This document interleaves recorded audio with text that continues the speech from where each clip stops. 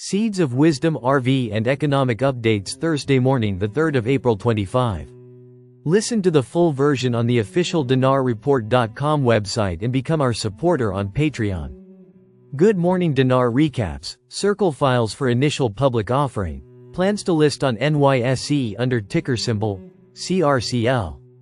Circle files for an IPO to list on the NYSE under the ticker CRCL, with a focus on growing stablecoin revenue and market presence. Circle files for an IPO aiming to list on the NYSE under the ticker symbol CRCL, with uncertain share pricing. Black Small Square Circle reports $1.68 billion in revenue for 2024, driven by interest from USDC reserve assets. Circle's IPO marks its first attempt at a traditional public listing after a failed SPAC merger. Circle, the issuer of the USD coin, USDC, has officially filed an S-1 application with the Securities and Exchange Commission, SEC, signaling its intent to go public. The firm submitted its filing on April 1, which reveals its intention to trade Class A common stock on the New York Stock Exchange under the market identifier, CRCL. The filing did not reveal the number of shares Circle plans to offer or the anticipated pricing range. As a result, the company's valuation remains uncertain. However, it was disclosed that the shares sold by Circle will contribute proceeds directly to the company, while those sold by existing shareholders will not. Underwriting duties for the IPO are being led by JP Morgan and Citigroup. The firms hold a 30-day right to buy extra shares for any portion exceeding original subscription levels. Financial performance and revenue growth.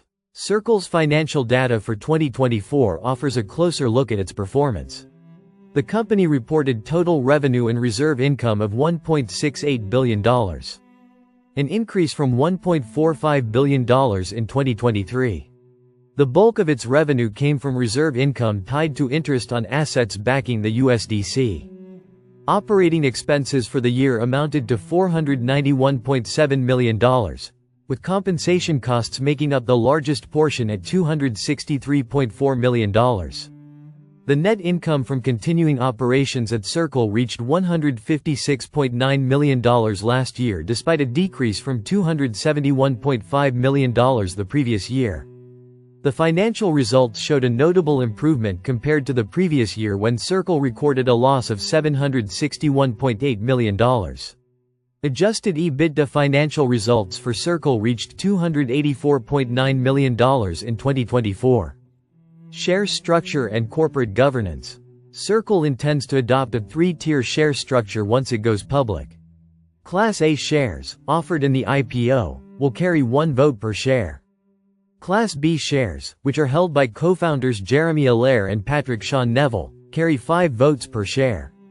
However, these shares are capped at 30% of total voting power.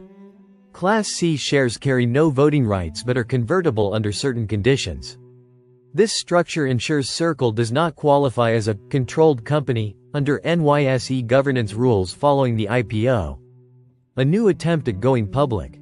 This filing marks Circle's first attempt at a traditional IPO after its failed merger with a special purpose acquisition company, SPAC, in 2021. The company's shares have no prior public market. The timing of the IPO coincides with growing stablecoin adoption and increasing regulatory interest in digital dollar infrastructure. Circle's IPO remains subject to regulatory review and market conditions. More details on the pricing and share volume will be disclosed in an updated filing before the listing date. Stablecoin Transparency Bill passes House Committee with overwhelming vote. The Stable Act has cleared the House Financial Services Committee, even as scrutiny of Trump-linked stablecoin ventures mounts.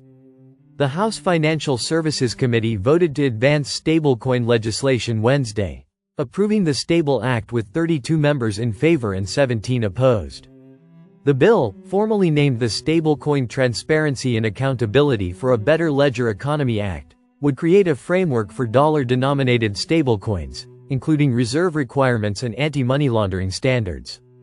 During the markup session's opening remarks, House Financial Services Committee Chair French Hill stressed how blockchain technology continues to transform the way money moves. Hill stated that the bill forms part of their ongoing efforts to promote financial innovation through sound digital asset policy. Quote, "The vote proceeded despite controversy over President Donald Trump's family's connections to crypto ventures, including their foray into stablecoins with $1 United States through World Liberty Financial." Early in the session, Democrats raised concerns about potential conflicts of interest, suggesting amendments to prevent the president and cabinet members from offering stablecoin products while in office. Those concerns connect with an earlier statement by Representative French Hill from Monday that Trump's crypto dealings have made drafting stablecoin legislation more complicated. The legislation now faces 2 more hurdles before becoming law.